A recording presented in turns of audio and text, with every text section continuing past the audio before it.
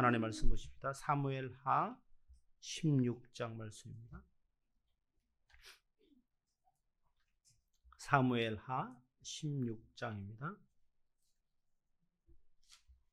구약성경 489페이지에 있습니다. 사무엘하 16장 1절에서 23절까지 말씀입니다. 우리 말씀 같이 봉독하겠습니다. 사무엘하 16장입니다. 다윗이 마루턱을 조금 지나니 무비보셋의 종 시바가 안장 지은 두 나귀에 떡 200개와 건포도 100송이와 여름과일 100개와 포도주 한 가죽 부대를 싣고 다윗을 맞는지라. 왕이 시바에게 이르되 내가 무슨 뜻으로 이것을 가져왔느냐 하니 시바가 이르되 나귀는 왕의 가족들이 타게 하고 떡과 과일은 청년들이 먹게 하고 포도주는 들에서 피곤한 자들에게 마시게 하려 함이니이다. 왕이 이르되 내 주인의 아들이 어디 있느냐 하니 시바가 왕께 아뢰되 예루살렘에 있는데 그가 말하기를 이스라엘 족속이 오늘 내 아버지의 나라를 내게 돌리리라 하나이다 하는지라. 왕이 시바에게 이르되 무비보셋에게 있는 것이 다 내 것이니라 하니라. 시바가 이르되 내가 절하나이다. 내 주 왕이여 내가 왕 앞에서 은혜를 입게 하옵소서 하니라. 다윗 왕이 바후림에 이름에 거기서 사울의 친족 한 사람이 나오니 게라의 아들이요 이름은 시므이라. 그가 나오면서 계속하여 저주하고 또 다윗과 다윗 왕의 모든 신하들을 향하여 돌을 던지니 그때 모든 백성과 용사들은 다 왕의 좌우에 있었더라. 시므이가 저주하는 가운데 이와 같이 말하니라. 피를 흘린 자여 사악한 자여 가거라 가거라. 사울의 족속의 모든 피를 여호와께서 내게로 돌리셨도다. 그를 이어서 내가 왕이 되었으나 여호와께서 나라를 내 아들 압살롬의 손에 넘기셨도다. 보라 너는 피를 흘린 자이므로 화를 자초하였느니라 하는지라. 수라의 아들 아비새가 왕께 여짜오되 이 죽은 개가 어찌 내 주 왕을 저주하리이까 청하건대 내가 건너가서 그의 머리를 베게 하소서 하니 왕이 이르되 수르야의 아들들아 내가 너희와 무슨 상관이 있느냐. 그가 저주하는 것은 여호와께서 그에게 다윗을 저주하라 하심이니 내가 어찌 그리하였느냐 할 자가 누구겠느냐 하고 또 다윗이 아비새와 모든 신하들에게 이르되 내 몸에서 난 아들도 내 생명을 해하려 하거든 하물며 이 베냐민 사람이랴. 여호와께서 그에게 명령하신 것이니 그가 저주하게 버려두라. 혹시 여호와께서 나의 원통함을 감찰하시리니 오늘 그 저주 때문에 여호와께서 선으로 내게 갚아 주시리라 하고 다윗과 그의 추종자들이 길을 갈 때에 시므이는 산비탈로 따라가면서 저주하고 그를 향하여 돌을 던지며 먼지를 날리더라. 왕과 그와 함께 있는 백성들이 다 피곤하여 한 곳에 이르러 거기서 쉬니라. 압살롬과 모든 이스라엘 백성들이 예루살렘에 이르고 아히도벨도 그와 함께 이른지라. 다윗의 친구 아렉 사람 후세가 압살롬에게 나갈 때에 그에게 말하기를 왕이여 만세 왕이여 만세 하니 압살롬이 후세에게 이르되 이것이 내가 친구를 후대하는 것이냐.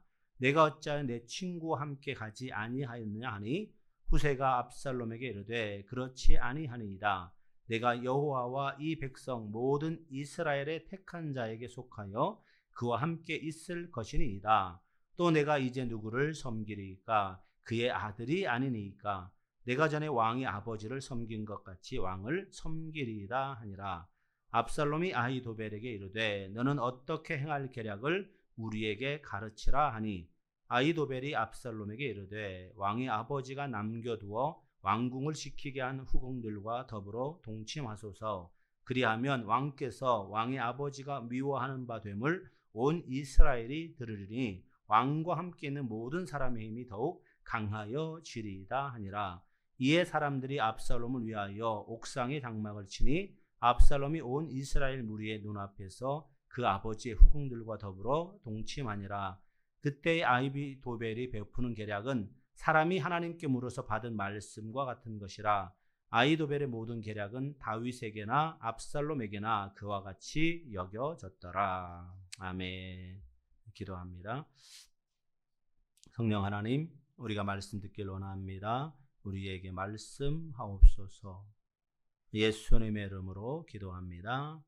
아멘. 할렐루야. 처음 오신 분들이 있어서 우리가 수요일마다 성경 강해를 합니다. 그러니까 한 장씩. 오늘은 이제 사무엘하 16장이고요. 지난주에는 15장 이렇게 계속 해왔고요. 그래서 이렇게 한 장을 다 읽다 보면 도대체 무슨 말인지, 그죠? 잘 모를 수가 있어요. 그래서 이게 강해라는 것은 이게 풀어 해석하는 거거든요. 그래서 잘 하여튼 들어보시면, 하여튼 그래서 수요일은 우리가 성경을 강해하고 있습니다. 특별히 오늘 말씀은요, 세 가지 단락으로 구성됩니다. 첫 번째는 무비보셋, 요나단의 아들 무비보셋, 절뚝발입니다. 도망치다가 어릴 때 두 다리가 이렇게 상하게 돼서 그때는 뭐 의료 시술이나 이런 게 없기 때문에 고칠 수가 없었어요. 그래서 두 다리 절기 때문에 목발이 없으면 움직일 수 없는 그 무비보셋의 사환, 종이 시바거든요. 그런데 이 무비보셋 사환 시바가 자신의 주인인 무비보셋을 놔두고 다윗을 만나러 가는 거예요. 숨겨진 계략이 있는 거죠. 왜? 무비보셋은 쩔뚝발이기 때문에 함부로 움직일 수 없으니까 그의 모든 재산을 차지하고자 하는 마음으로 시바라는 종이 무비보셋을 놔두고 다윗을 만나러 가는 첫 번째 장면이 나오고요. 두 번째는 시므이라는 사람이 나타납니다. 시므이는 누구냐면 사울의 족속 중에 한 사람이에요. 그러니까 사울이 왕이 되었을 때 그 족속들은 아주 기고만장하고 좋았는데 사울이 왕에서 물러나고 죽고 다윗이 왕이 되니까 괜히 다윗에 대한 그런 불만, 불평 이런 것들이 있는 거예요. 시므이는 그 사울 족속에 속한 사람이거든요. 그러니까 이 사람이 다윗에게 대해서 저주를 하는 거예요. 사울 왕을 대신해서 사울의 아들들의 누군가가 왕이 돼야 되는데 다윗이 왕이 된 것이 못마땅한 거예요. 그래서 이 시므이라는 사람이 돌멩이를 다듬으면서 다윗을 향해서 저주하고 있어요. 지금은 다윗이 예루살렘에서 쫓겨서 도망가고 있지만 아직도 왕의 신분은 맞거든요. 그런데 이 왕의 신분을 지닌 자에게 돌멩이를 던진다는 것은 이것은 죽음을 각오하지 않으면 할 수 없는 일이거든요. 자, 그러면 보통 사람 같으면 어떻습니까? 왕이 돌멩이를 던진 사람에게 자신의 군사들을 향해서 그죠? 없애버려라 할 수 있는데 다윗은 그렇지 않아요. 왜? 자기가 지금 쫓겨나는 것이 자신의 범죄함으로 인해서 하나님으로부터 징계를 받는 것이라고 다윗이 깨달았기 때문에 저 사람이 나에게 저렇게 저주하고 돌멩이를 던지는 것은 그냥 하는 것이 아니라 하나님이 허락하셨기 때문에, 할렐루야, 이것이 다윗의 신앙 고백이거든요. 그래서 다윗은 이 시므이에 대해서 가만 내비둡니다. 그리고 세 번째 장면은요, 후세가 나옵니다. 후세 모략군이에요. 모사꾼. 왕의 옆에서 계획하는 사람. 그리고 이 후세가 근데 누구냐에 충분하면 원래 다윗의 모사꾼이거든요. 근데 다윗이 지금 왕으로 쫓겨나니까 다윗을 돕기 위해서 거짓 맹세하면서 압살롬에게 가서 내가 당신을 돕겠다라는 식으로 해서 예루살렘으로 들어가게 되죠. 자, 그런데 이 압살롬 옆에 누가 있냐면 이 아히도벨에는 모략군이 있거든요. 그러니까 이 후세라는 사람과 아히도벨이라는 사람이 정치적으로 서로 이렇게 긴장 관계에 있으면서 서로 싸우게 되는 그런 내용들이 나타나게 됩니다. 그런데 압살롬은 후세의 이야기보다는 아히도벨의 모략에 따라서 자신의 아버지의 후궁들과 많은 사람들이 보는 앞에서 장막을 치고 동침하게 되는 이 장면이 나옵니다. 그러니까 결국 압살롬이 자기가 왕이 되어서 다윗을 쫓아냈지만 많은 사람들이 보는 앞에서 장막을 치고 후궁들과 동침한다는 것은 인간으로서 해야 될 일이 아니잖아요. 그죠? 자기 아버지의 첩들인데. 그러니까 이거는 하나님으로부터 인정받을 수 없다라는 것을 성경은 보여주고 있는 거예요. 그래서 나중에 압살롬이 쫓겨나게 되고 죽임을 당하게 되는 그러한 것이 결과가 이루어지게 되는 거죠. 이것이 오늘 이 커다랗게 이 세 가지로 나눠지게 됩니다. 자, 말씀 보십시다. 16장 1절입니다. 무비보셋의 종 시바가 안장 지은 두 나귀에, 안장을 지었다는 것은 뭐예요? 안장이 원래 있었는데 안장을 치웠다는 거예요. 나귀는요, 두 가지 종류의 나귀가 있습니다. 안장을 씌워서 사람들이 타고 다니는 나귀가 있고 안장이 없이 늘 짐만 싣고 다니는 나귀가 있는 거예요. 그러니까 이 나귀는 사람을 싣고 다녔던 나귀예요. 그러니까 두 마리의 나귀니까 누가 타겠습니까? 시바라는 종은요, 종들 중에 뭐라고 해야 하죠? 가장 큰 으뜸이 되는 사람. 그러니까 요즘 뭐 집사장 뭐 이런 그런 거죠. 그러니까 자기 밑에 종들이 또 많이 있는 거예요. 이것이 다 무비보셋 그리고 사울 왕에 있는 집안에 있는 것들을 몰래 빼돌려 가지고 자기 것으로 만든 사람이 시바거든요. 다윗이 그것을 알고 시바에 있는 것을 무비보셋을 할 수 있도록 이렇게 예전에 했었거든요. 근데 이제는 이 시바가 이 무비보셋이 마음에 안 든 거예요. 그래서 무비보셋이 타고 자기도 타고 와야 될 나귀에 치워버리고 거기에 짐을 싣고, 여기 보니까 떡 200개, 건포도 100송이, 여름과일 100개, 포도주 한 가죽 부대를 싣고 다윗을 찾아갑니다. 왜요? 지금 다윗이 압살롬에 의해서 쫓겨났거든요. 예루살렘에서 쫓겨났어요. 도망갔어요. 왜냐? 예루살렘에 계속 있으면 자신의 아들인 압살롬의 군사들과 싸우게 되니까 전쟁이 일어나는 거죠. 그죠? 내전이 일어나는 거죠.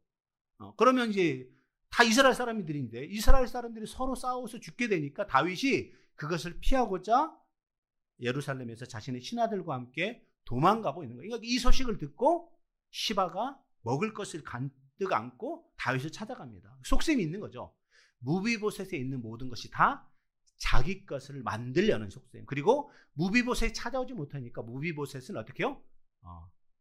당신을 무비보셋은 좋아하지 않습니다. 뭐 이런 계략을 꾸미고 있는 거죠.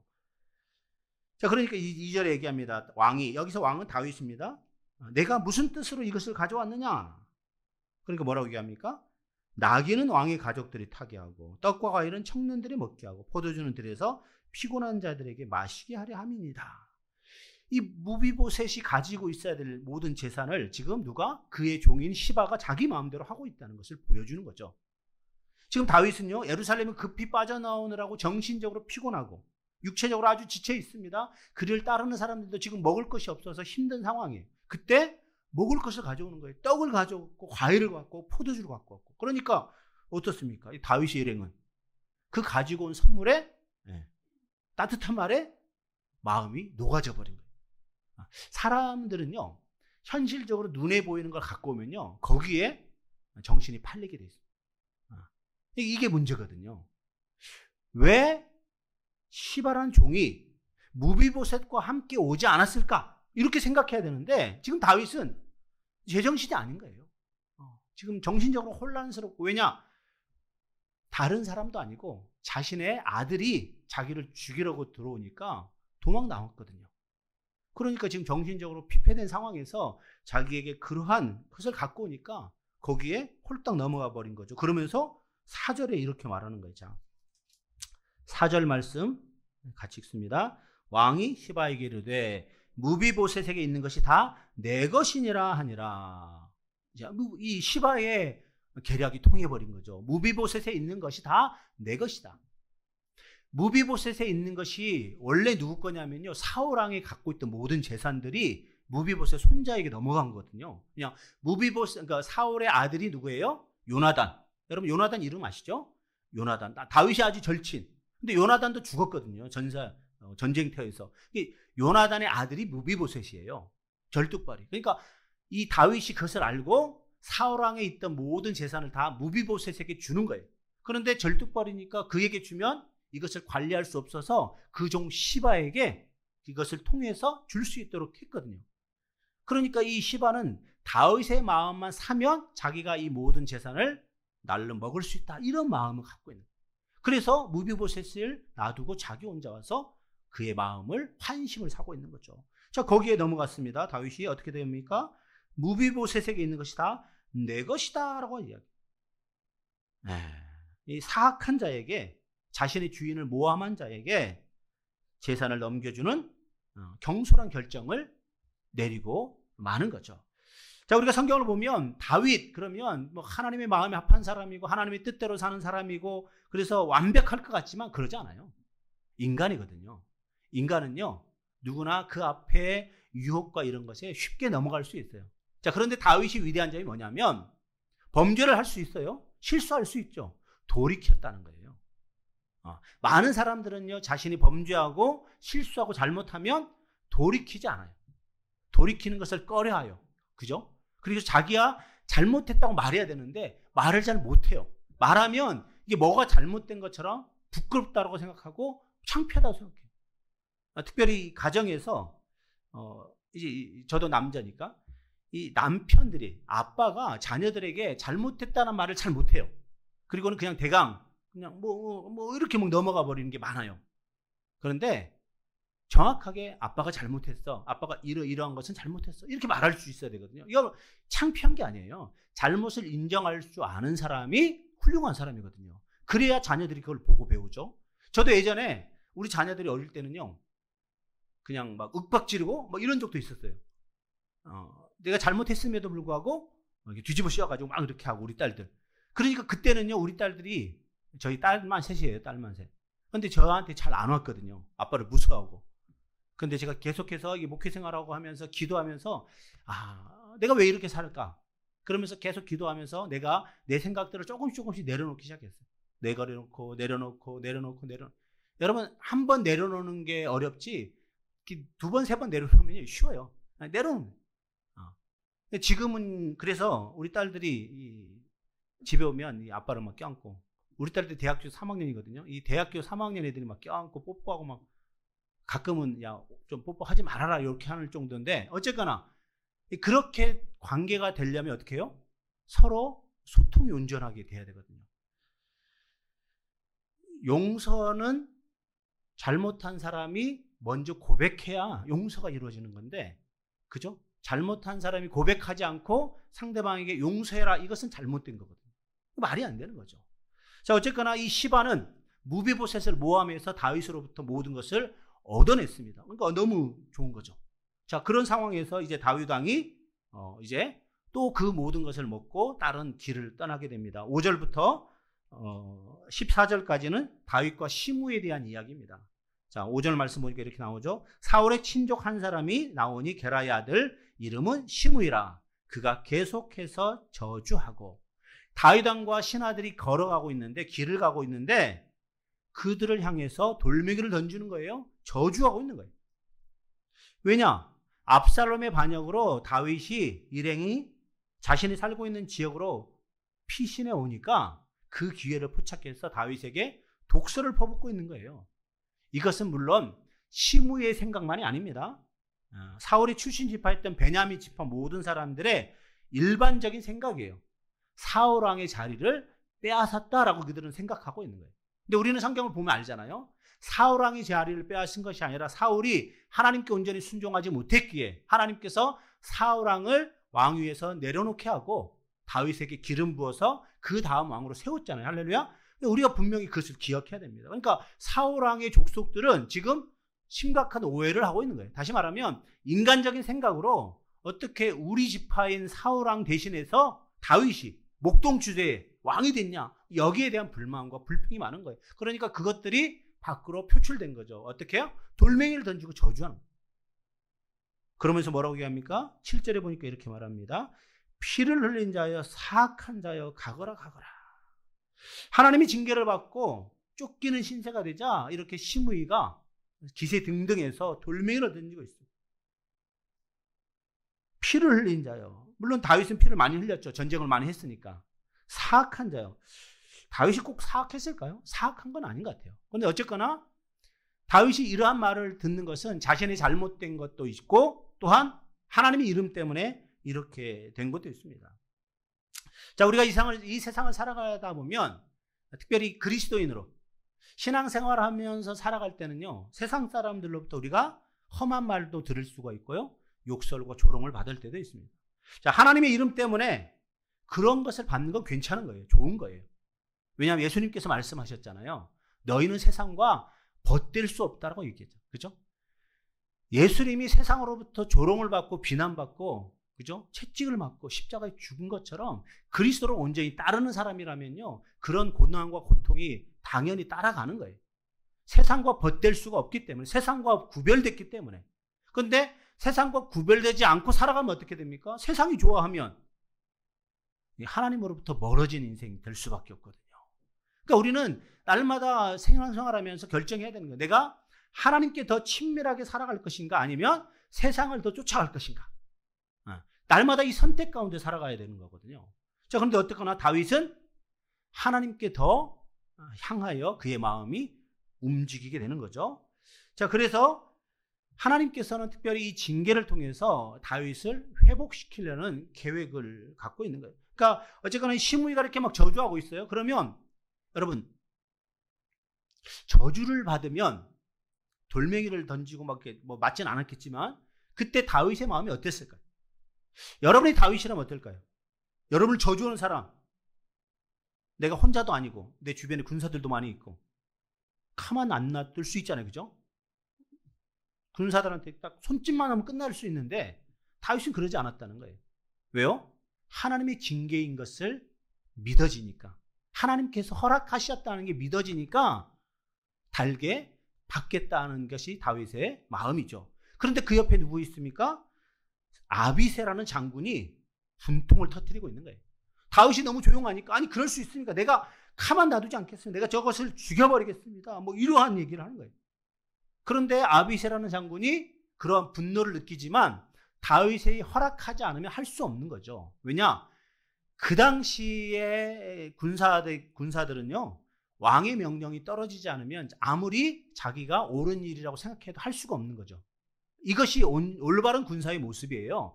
자기 생각으로 살아가는 것이 아니라 왕의 명령에 의해 살아가는 것. 이게 충성스러운 신하의 모습이거든요. 그러니까 이 아비새는 분노를 느끼지만 다윗에게 얘기하는 거예요. 왜 저를 가만 놔둡니까? 내가 없애버리겠습니다. 이런 식으로 이야기하죠.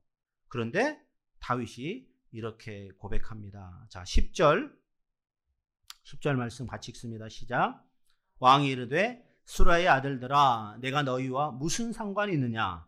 그가 저주하는 것은 여호와께서 그에게 다윗을 저주하라 하심이니 내가 어찌 그리하였느냐 할 자가 누구겠느냐 하고. 네.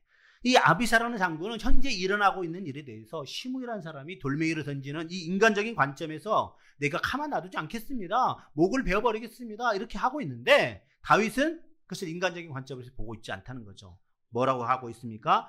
여호와께서 그에게 다윗을 저주하라 하심이니 내가 어찌 그것을 달게 받지 않겠느냐. 할렐루야. 이것이 신앙인의 모습이거든요.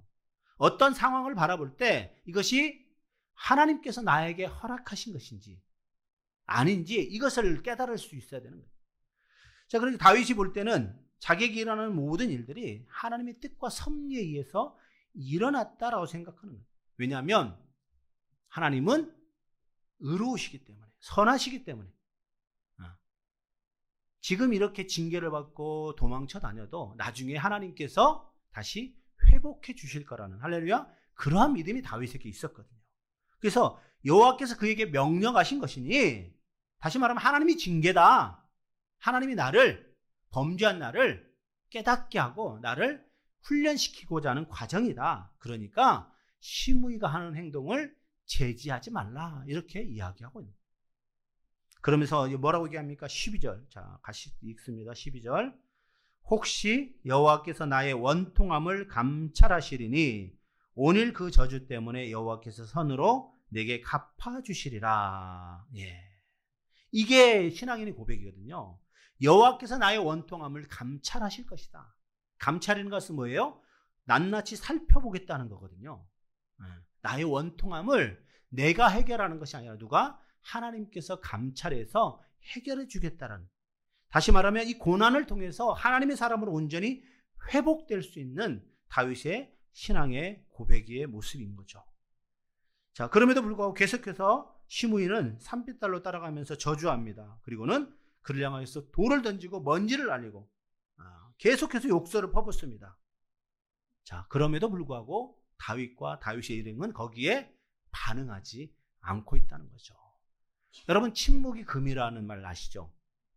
지금 다윗은 애매히 고난 당하고 있기 때문에 굳이 시므에게 뭐라고 이야기할 필요가 없는 거예요. 그럴 때는 그냥 입 닫고 조용히 있는 게, 왜? 하나님께서 허락하신 것이니까. 그래, 너는 떠들어라. 나는 하나님의 은혜만 붙잡겠다. 이것이 다윗의 고백이었거든요. 자, 여기서 우리가 교훈을 삼을 것은 이 다윗 한 사람의 행동으로 말미암아 다윗의 신하들이 함께 고통을 당하고 있다는 거예요. 다윗이 왕이니까 왕이 혼자 도망가는 게 아니라 왕과 왕을 따르던 사람들이 함께 도망가고 있잖아요. 그죠? 함께 피난하고 있잖아요. 그러니까 다윗이 범죄하지 않았다면, 신앙으로 잘 살았다면 이런 일이 벌어지지 않았을 텐데. 자, 그런데 왜 이런 일이 벌어졌냐면 다윗이 전쟁 중에 있을 때, 블레셋과 전쟁하고 있을 때 왕궁에서 한가로이 왕궁을 거닐다가 목욕하고 있는 옆집 여자를 본 거예요. 우리가 잘 알고 있는 밧세바라는 여인. 네. 그리고는 그를 볼 수는 있겠죠. 보는 것으로 끝났으면 범죄가 아니에요. 볼 수는 있어요. 그런데 그의 마음이 동해서 부하를 불러서 데려오게 한 거예요. 그리고는 목욕시키고 그와 동침해버렸어요. 그리고 그의 남편을 전쟁터에 나가서 죽게 했어요. 이게 다윗의 범죄거든요. 그래서 하나님께서 나단 선지자를 통해서 너의 가족도 그와 같은 범죄를 당하게 될 것이다. 이렇게 하나님께서 나단 선지자를 통해서 선언한 게 있거든요. 그러니까 이 하나님의 선언이 그대로 이루어지고 있는 거예요. 우리가 그렇게 생각하면서 말씀을 봐야 됩니다. 자, 15절부터 23절까지 말씀은요, 압살롬의 입성입니다. 압살롬, 다윗의 네 번 아들입니다. 다윗의 아들인 압살롬이 다윗을 몰아내고 예루살렘에 입성합니다. 그리고 왕처럼 이제 행동합니다. 자, 그럴 때 누가 나타납니까? 보시면 15절, 압살롬과 모든 이스라엘 백성이 예루살렘에 이르고 아이도벨도 그와 함께 이른지라. 당시 이스라엘은요, 단에서부터 브엘세바까지 온 이스라엘 나라가 압살롬을 지지하고 있어요. 왜냐? 다윗이 범죄함으로 말미암아 하나님께서 그를 어떻게 해요? 돕지 않았고 있거든요. 그때 압살롬은 7년이라는 시간 동안, 우리가 이제 사무엘하 13장, 14장, 15장 계속해서 봤는데 거기 보면 약 7년이라는 시간, 뭐 정확하게는 한 3년 동안이라는 시간 동안 압살롬은 성문학 광장에서 재판하면서 왕자기 때문에 사람들의 마음을 계속해서 자기에게로 돌이키는 일을 했거든요. 그러니까 사람들이 힘들어서 성문 앞에 재판하러 오면 자기가 그것을 다 해결해 주는 거예요. 그러면서 이런 말을 하는 거죠. 왕이 이것을 해야 되는데 하지 못해서 안타깝습니다. 이런 식으로 계속 얘기하는 거예요. 자, 한 번, 두 번 이렇게 말하는 때는 사람들이 안 움직이죠. 근데 이것이 계속되고 1년, 2년, 3년 되니까 이제 백성들의 마음이 어떻게 되는 거예요? 다윗 왕이 떠나버리게 되는 거죠. 그리고는 자기에게 친절히 대해줬던 압살롬에게로 마음이 빼앗기게 되는 거죠. 자, 압살롬은 왕자로서 어떻게 했냐면 자신에게 와서 어렵고 힘들다 하는 사람에게 도움을 주면서 이 사람이 왕자기 때문에 이제 무릎을 꿇고 절하려고 하면 절하지 못하게 가서 껴안아주는 거예요. 안아주고 포옹해주고 뭐 이러면서 완전히 환심을 사버리게 되는 거죠. 이런 기간이 약 3년이라는 기간이 지나게 되는 거예요. 그러니까 3년이라는 기간 동안에 이스라엘 백성들의 마음을 사고 환심을 샀으니까 이제는 내가 왕이 될 수 있겠구나. 그래서 헤브론에 가서 왕이라고 선포하고 그 다음에 군사들을 이끌고 예루살렘으로 쳐들어온 거예요. 그러니까 예루살렘에 있던 다윗과 신하들이 도망갈 수밖에 없는 것. 그것이 사무엘하 15장, 16장 그리고 오늘 17장에 나타나는 거예요. 자, 모를 것 같아 제가 잠깐 설명했고요. 자, 어쨌거나 자, 그래서 지금 예루살렘에 입성했습니다. 왕처럼 지금 행동합니다. 그럴 때 누가 나타납니까? 후세가 압살롬에게 나타납니다. 아렉 사람 후세, 다윗의 친구입니다. 다윗의 모사꾼이죠. 다윗과 늘 친밀하게 지냈던 사람입니다. 그런데 그 사람이 왜 압살롬에게 갔을까요? 모든 것을 살펴보니까 이제 정세가 압살롬에게 기울었구나. 내가 압살롬에 붙어있으면 살겠구나. 그런 마음으로 나갔을까요? 아니에요. 다윗을 돕고자 하는 마음으로 예루살렘 성에 있고자 한 거예요. 왜? 예루살렘의 성에 있어야 다윗, 그 압살롬의 모든 정세를 몰래 다윗에게 보고할 수 있으니까. 그러한 마음으로 후세는 궁전의 소식을 빼내서 다윗에게 전해주려는 그런 마음으로 압살롬 앞에 나아간 거거든요. 자, 그런데 보세요. 이것이 만약에 들키면 어떻게 되죠? 당신 다윗과 지금 내통하고 있어? 들키면 그냥 죽음이거든요. 그러니까 이 후세는 자신의 목숨을 아끼지 않고 누구를 위해서? 다윗을 위해서 첩보원의 역할을 감당하고 있는 거예요. 그러니까 이제 어떻게 합니까? 압살롬의 옆에 있어야 되는 거죠. 그러니까 압살롬에게 가서 얘기합니다. 왕이여 만세, 왕이여 만세. 그러니까 압살롬이 이 후세를 보니까 분명히 다윗과 친한 사람이고 다윗의 친구처럼 지냈던 사람이고 다윗의 모사꾼인 걸 알고 있으니까 아니 내가 친구를 후대하지 않고 왜 여기 있느냐? 다윗과 함께 가지 않았느냐? 이렇게 얘기하게 되는 거죠. 압살롬이 생각하기에 다윗 왕에게 변함없는 충성을, 우정을 바쳐야 될 사람인데 지금 그것을 짓밟는 행동을 하고 있으니까. 자, 그러니까 자기에게 와가지고 왕이여 만세, 왕이여 만세 하는 소리를 들으면서 마음속으로는 야, 다윗 내 아버지지만 형편없네. 어떻게 친구와 배반할 수 있는 그 정도밖에 안 돼? 이러한 마음이 이 압살롬의 마음에는 아마 들었을 거예요. 그러나 또 한편으로는 후세를 믿지 못하는 의심의 마음도 있었겠죠. 이 두 가지 마음이 공존하고 있는 거예요. 자, 18절 말씀 같이 보겠습니다. 후세가 압살롬에게 이르되 그렇지 아니하니이다. 내가 여호와와 이 백성 모든 이스라엘의 택한 자에게 속하여 그와 함께 있을 거니시니다 라고 말합니다. 내가 왜 다윗과 함께 가지 않고 여기 왔느냐? 나에게 왔느냐? 그러니까 후세가 뭐라고 얘기합니까? 이스라엘의 택한 자에게 속하여 그와 함께 있을 것입니다 라고 말합니다. 자, 이 얘기를 들으니까 압살롬은 이스라엘에게 속한 자? 나를 섬기겠다는 거야? 이렇게 받아들이는 거예요. 그런데 후세는 내가 압살롬 당신을 섬기겠습니다 이런 말을 하지 않잖아요. 그죠? 정확하게 압살롬 당신을 섬기겠습니다 이런 말을 하지 않는 거예요. 뭉뚱그려서 얘기하는 거예요. 내가 여호와와 하나님 섬기는 거 확실하죠. 이 백성 모든 이스라엘에게 택한 자에게 속하여 그와 함께 있을 것이니이다. 후세는 겉으로 이렇게 말하면서 속으로는 그 사람이 다윗입니다 이렇게 말하고 있는 거예요. 근데 압살롬은 겉으로 드러난 얘기만 듣고 나에게 마음을 주고 있네 이렇게 생각하고 있는 거죠. 그러니까 두 사람이 뭐예요? 동상이몽을 지금 하고 있는 거죠. 자, 그리고는 19절 이렇게 말합니다. 또 이제 내가 누구를 섬기겠습니까? 왕의 아버지를 섬긴 것 같이 왕을 섬기겠습니다. 다윗 왕을 섬겼던 그때 태도와 자세 그대로 압살롬을 섬기겠다 이렇게만 얘기하는 거예요. 자, 그러니까 이런 대답을 하면 어떻게 합니까? 압살롬은 충분히 안심할 수가 있는 거죠. 자, 이런 상황에서 아주 중요한 사건이 일어나게 됩니다. 20절부터 23절까지 보면 아히도벨에 대한 모략이 나옵니다. 특별히 고대 근동 지방에서는요, 왕위에 오른 자가 새롭게 왕이 된 사람이 자신의 왕권이 자신의 아버지보다 더 강하다는 것을 사람들에게 보여줘야 되거든요. 그래서 선왕이 갖고 있던 모든 것들을 자기가 소유하고, 그리고는 왕권의 정통성을 인정받기 위해서 선왕의 후궁을 자신의 첩으로 취하는 이러한 것들이 비일비재하게 일어났었거든요. 자, 근데 이것은 이스라엘과는 관계없는 거잖아요. 그죠? 이스라엘은 하나님을 섬기는 백성들이 모인 나라인데, 그렇지 않은 우상을 섬겼던 나라들이 행하고 있는 그런 전통과 방식을 이스라엘이 따르고 있다면 이건 문제가 되는 거죠. 자, 그러니까 어떻게 합니까? 그러한 아히도벨은 주변에 있는 나라들에서 하고 있는 것을, 인간적인 방법들을 압살롬에게 이야기하는 겁니다.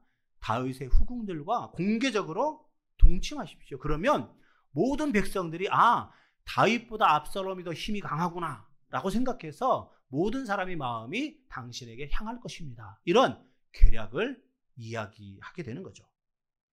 자, 20절 보면 이렇게 말합니다. 압살롬이 아히도벨에게 이르되 너는 어떻게 행할 계략을 우리에게 가르치라.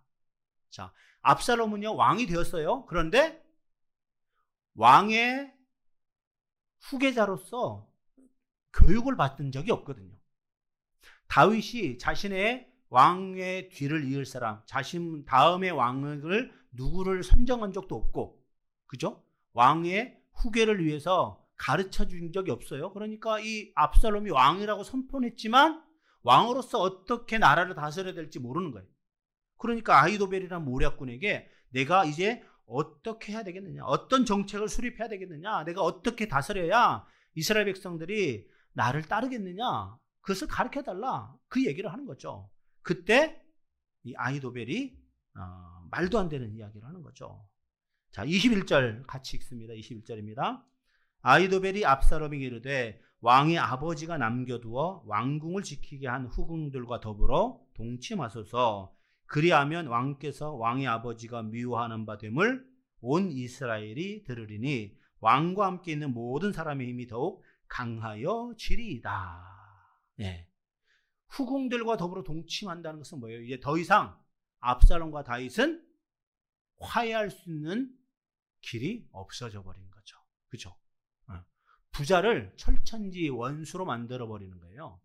왕의 후궁들을 아버지의 후궁들을 내가 육체적으로 범하면 이게 뭐 개돼지 같은 거죠. 이게 사람이라고 할 수 없잖아요.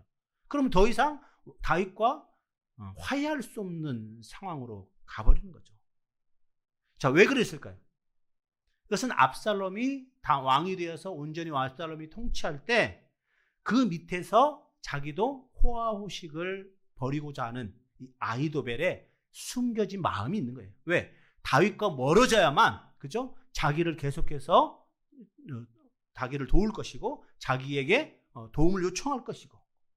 그러니까 이게 세속 국가에서 행해졌던 이런 관습이 하나님의 계명과 분명히 다름에도 불구하고 자신의 욕심을 채우기 위해서 악용하고 있는 거죠. 자, 근데 그 얘기를 듣고는 압살롬이 신앙인이었다면, 하나님을 믿었다면, 하나님의 계명과 율례를 기억하고 있다면, 아무리 아히도벨이 모략이 계략이 좋아도 그것을 할 수는 없는 거죠.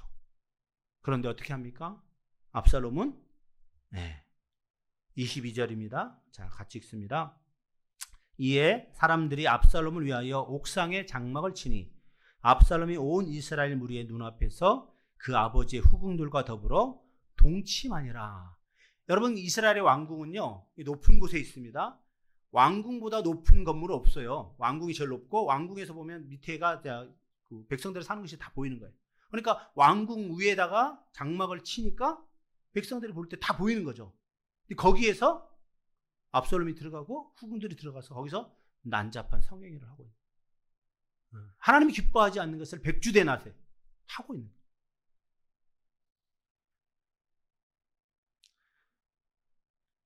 왜 이러한 압살롬의 범죄 행위가 일어났을까?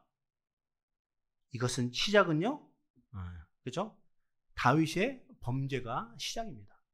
다윗이 왕궁에서, 그죠? 밧세바를 범하게 됐잖아요.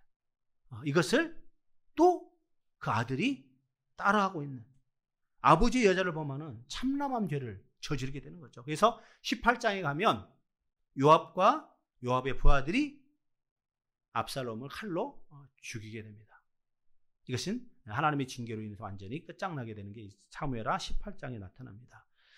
자, 아히도벨의 모든 계략은 다윗에게나 압살롬에게나 그와 같이 여겨졌다라고 말하고 있습니다. 아히도벨의 지혜는 하나님의 신탁에 비견될 정도 뛰어나지만 이게 악한 동기잖아요. 그죠? 악한 목적이잖아요. 그러니까 문제가 될 수밖에 없는 거죠. 이 말씀을 통해서 하나님이 나단 선지자를 통해서 다윗의 가문에 내려졌던 징계가 그대로 성취되었음을 오늘 성경은 우리에게 보여주고 있습니다. 자, 말씀을 정리합니다. 아히도벨과 압살롬처럼 하나님의 악한 도구로 사용되는 사람들, 동시에 자신의 악한 꾀를 쫓아서 멸망의 길을 걸어가는 사람들도 있어요. 반면에 후세처럼 의로운 일을 위해서 일시적인 굴욕을 참고 견디면서 다윗을 구원하기 위해서 의의 병기로, 의로운 병기로 사용되는 사람이 있음을 성경은 낱낱이 보여주고 있는 거예요. 그러기에 성경은 인간이 쓴 책과는 전혀 다른 거죠. 하나님의 감동으로 쓴 책이라고 확실하게 말할 수 있는 것이 모든 부끄러운 것들이 다 기록되어 있거든요. 제가 저번에도 얘기했지만 인간은요, 자신에게 좋은 것만, 그죠? 자신에게 유리한 것만, 자신에게 칭송받을 것만 기록하게 되어 있어요. 그래서 뭐 위인전 보고 자서전 보면요, 다 좋은 말 돼 있지 그 사람이 잘못한 것, 행동했던 것들 기록되어 있지 않거든요. 그래서 역사는 뭐 승리자의 관점에서 기록된다라고 하지만 이게 전부 다 인간적인 모습이거든요. 근데 하나님의 말씀은 모든 사람에게 동일하게 잘못된 것들, 잘한 것들 다 보여줌으로 말미암아 그것을 보고 반면 교사를 삼고 그것으로 자신의 삶을 되돌아보게 하는 것, 이것이 하나님의 말씀인 거죠. 즉 하나님은 안 보는 것 같으나 모든 것을 보고 계시고 가장 정확하게 갚으신 분이라는 것 사실을 오늘 성경은 우리에게 보여주고 있습니다. 자, 그러기에 우리는 항상 코람데오, 하나님 앞에서, 어딜 가든지 하나님 앞에서, 내가 집에 있든지 교회에 있든지 학교에 있든지 직장에 있든지 하나님 앞에서 하나님을 믿는 사람의 모습을 잊어버리지 않는다면, 그 자세를 유지하고 살아간다면 우리는 하나님의 축복 가운데 살아가게 될 줄 믿습니다. 그러한 믿음으로, 그러한 신앙으로 살아가시기를 주님의 이름으로 축원합니다. 함께 기도하기로 원합니다. 혹 우리의 삶의 모습 속에서 하나님이 기뻐하지 않는 것들이 있다면 하나님, 이것들이 나에게서 더 이상 머물러 있지 않게 하여 주시고 하나님 기뻐하는 삶의 모습을 간직하게 하시고 하나님 온전히 섬기는 그런 믿음으로 살아갈 수 있도록 저를 붙들어 주옵소서. 믿음의 사람으로 살게 하여 주옵소서. 우리가 한번 그렇게 간절하게 기도했으면 좋겠습니다. 같이 기도하겠습니다. 하나님 아버지, 주님 찬양하고 기도합니다. 성령 함께 하시옵소서. 아버지,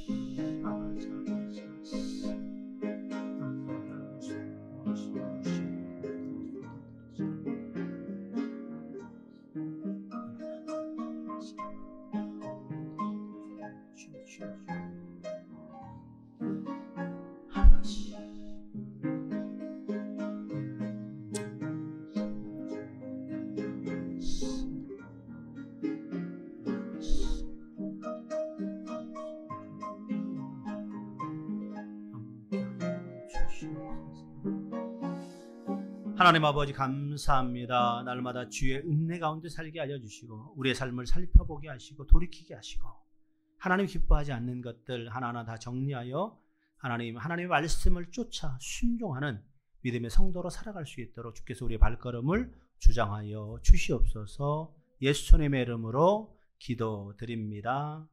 아멘. 주기도문합니다. 하늘에 계신 우리 아버지, 아버지의 이름을 거룩하게 하시며 아버지 나라가 오게 하시며 아버지의 뜻이 하늘에서 같이 땅에서도 이루어지게 하소서. 오늘 우리에게 일용할 양식을 주시고 우리가 우리에게 잘못한 사람을 용서하여 준 것 같이 우리 죄를 용서하여 주시고 우리를 시험에 빠지지 않게 하시고 악에서 구하소서. 나라와 권능과 영광이 영원히 아버지의 것입니다. 아멘.